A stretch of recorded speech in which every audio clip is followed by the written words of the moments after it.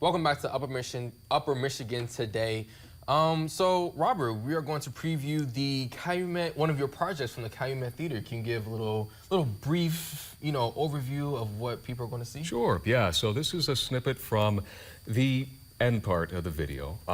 You kind of, a recurring character, you could call it, in the entire piece was the ghost light, which, is on all the time when the theater's dark, and, it keeps stagehands from falling down the steps and stuff like that. But it's also, they say, they keep it on so that spirits of the performers of times gone by can perform shows for their ghostly audience. And whether you believe in that or not, I think the deeper metaphor here is that, hey, we're all going to establish a legacy, but, we're not going to be able to preserve that. That's the next generation's job. And you get people like the volunteers of the Calumet Theatre who don't know anyone who performed there, who worked there before, and yet they're still there just to keep it alive and keep their legacy alive. It's a really beautiful thing, and Reese does a great job, talking about all that.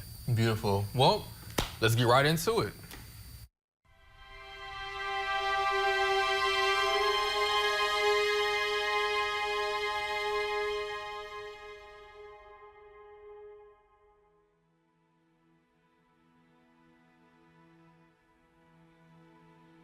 So that is our ghost light.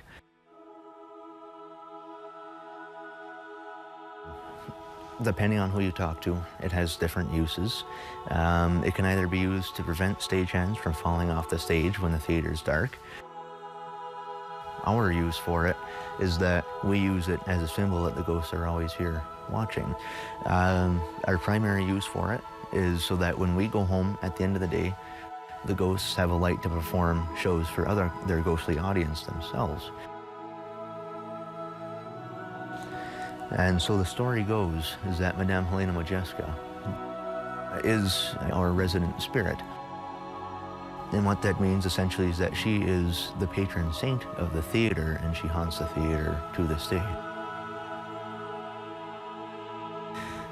There have been numerous accounts through the years. The most credible that we can have is in 1957.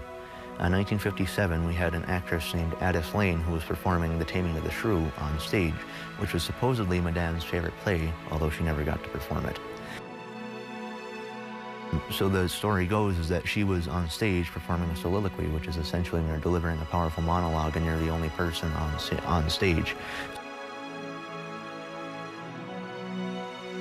During this soliloquy, she forgot her lines. And having starred in the role that Madame Modjeska would have done, she says that a purplish apparition appeared above the box seats on stage right, just over there, and floated towards her slowly, stopped in front of her, and mouthed the words to her, allowing her to continue this performance.